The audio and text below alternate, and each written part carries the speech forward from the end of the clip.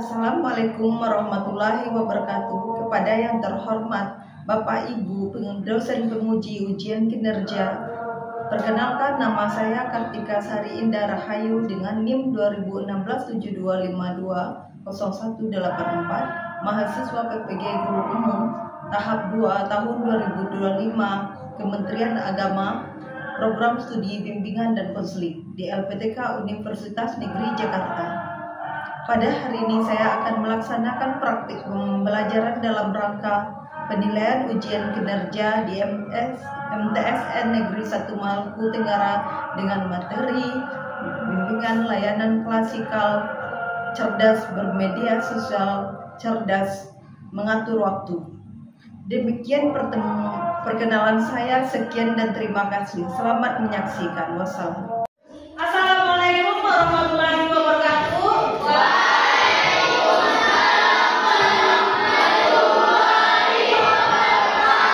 Sebelum kita mulai, mari kita berdoa. Mulai.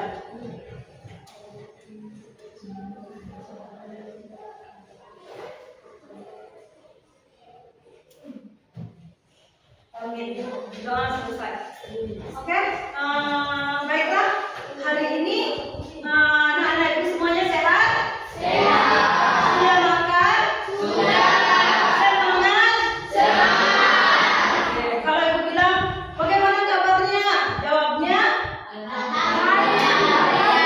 Baik. Oke. Bagaimana kabarnya hari ini?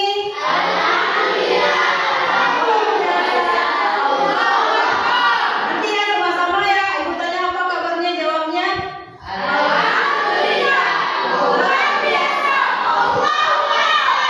Mulai, apa kabarnya hari ini?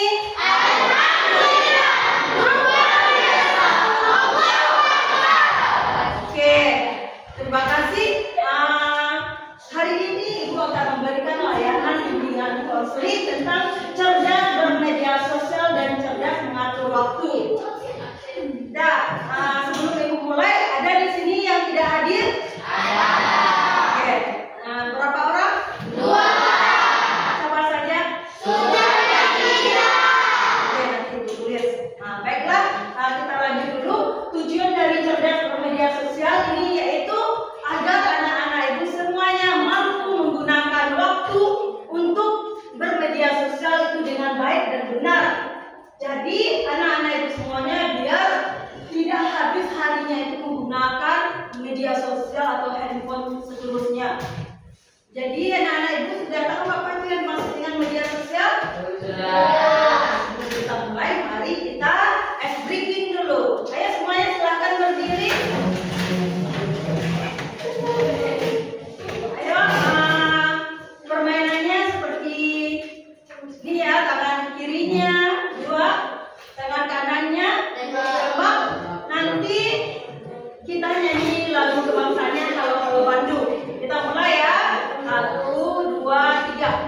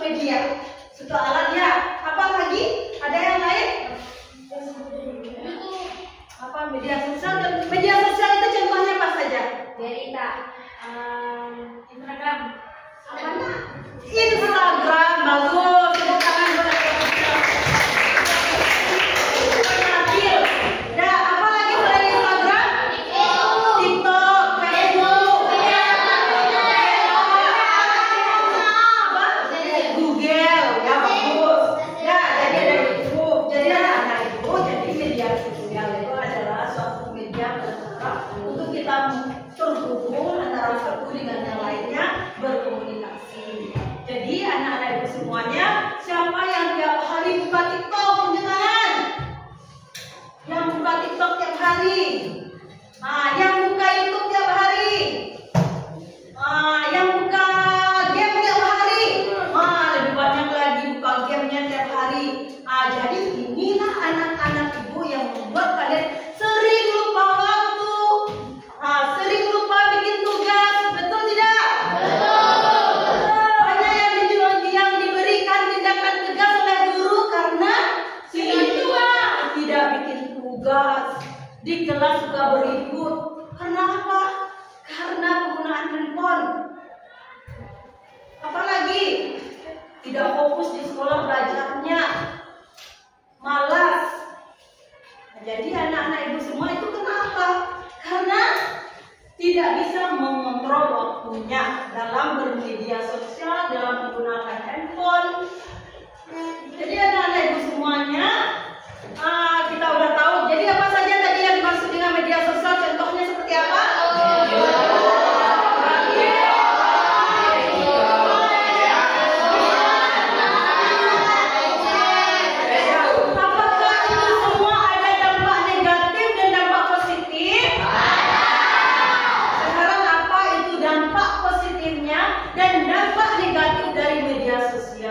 Kalian tulis di kertas kalian masing-masing.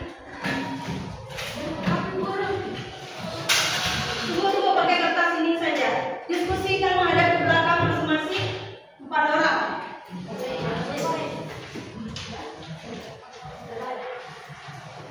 Nanti kalian presentasikan ke depan di kelompok kalian. Ini kamu sini. Dan ya,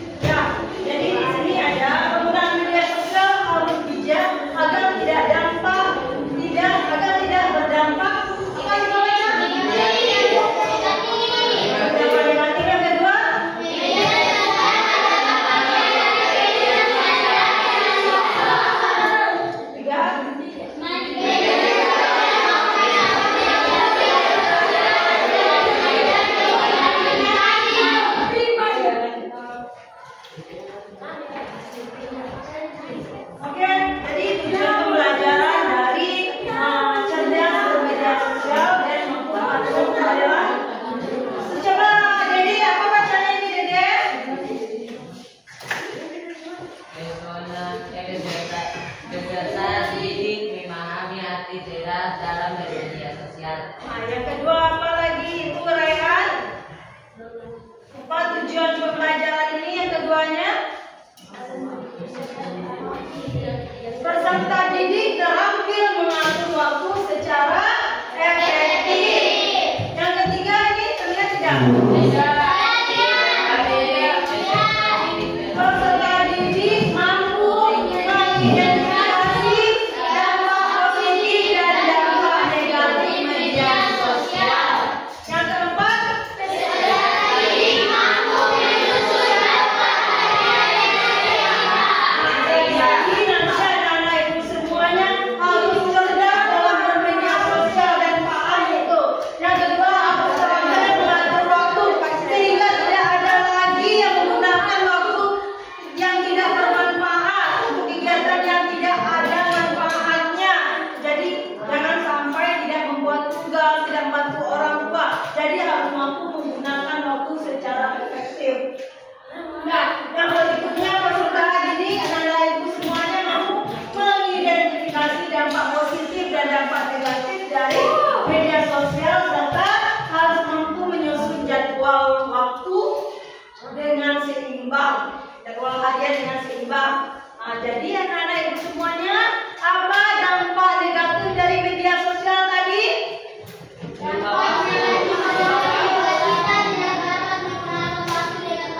Oke, bagus. Apa lagi ya? Dede, kelompoknya apa tadi? Nabil, coba sebutkan apa dampak negatifnya? Buat kesehatannya terganggu. Betul sekali, membuat kesehatan jadi terganggu, seperti mata kita jadi merah, sakit, minus. Nah, jadi kebanyakan nonton handphone. Jadi apa lagi full? Dampak dari negatif handphone apa?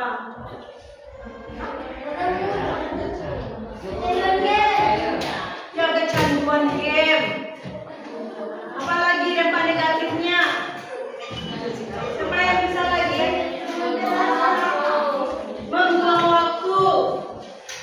Nurmalis, apa dampak negatifnya lagi? Adanya berita hoax yang tidak sebenarnya, mendapatkan info yang tidak valid. Nah, jadi anak-anak ibu semuanya sudah paham dengan dampak negatif dari penggunaan handphone dan media sosial. Jadi anak-anak ibu semua, selain dampak negatif juga ada dampak positif. Apa dampak positifnya?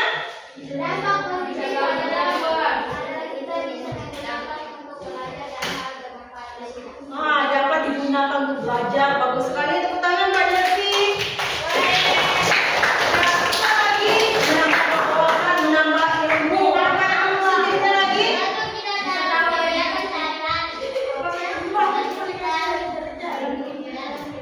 Membantu kita dalam kegiatan sehari-hari. Contohnya, dia membuat tugas, bisa kita lihat, oh ini caranya seperti ini. Jadi tidak meragukan lagi. Jadi banyak di media sosial dalam pembahasan soal yang tidak mengerti, jadi paham. Tepuk tangan Marica. Nah, yang ketiga, apa lagi dampak positif media sosial? Bisa berkomunikasi, kan? Bagus sekali bisa berkomunikasi. Jadi teman yang lama yang dahulu kala masih bisa berkomunikasi, yang tidak punya pulsa bisa berkomunikasi lewat media sosial. Jadi itu bagus ya, tepuk tangan buat mereka. Yang keempat, apa lagi manfaatnya? Apa manfaat yang keempat? Bisa mengembangkan bakat dan minat anak-anak ibu semuanya. Jadi bisa mengupload di media sosial itu ide-ide kreatifnya, bakatnya, misalnya berbakat menari. Jadi nanti diupload di sana. Jadi bisa jadi konten kreator. Jadi adalah sarana kita untuk mendapatkan penghasilan juga. Jadi anak-anak ibu semuanya sudah luar biasa, sudah paham. Kalau sudah tahu dampak negatif dan dampak positif, berarti kita juga harus tahu cara mengupayakan